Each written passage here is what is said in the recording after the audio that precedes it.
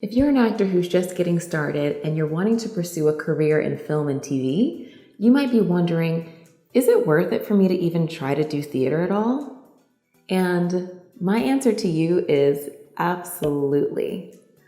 A lot of young actors or actors starting out aren't aware of the possibilities in theater because it's just so much more easy to see film and TV. It's easily accessible to a much larger portion of the population. And so that's where a lot of us get bitten by the acting bug, and the kinds of artists that we want to emulate are often film stars or TV stars. But there is such a magic to theater that you will experience once you start to really work as an actor.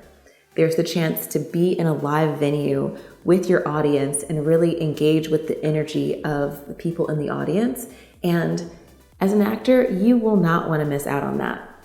Plus, the theater can be an incredible training ground for stars in film and TV.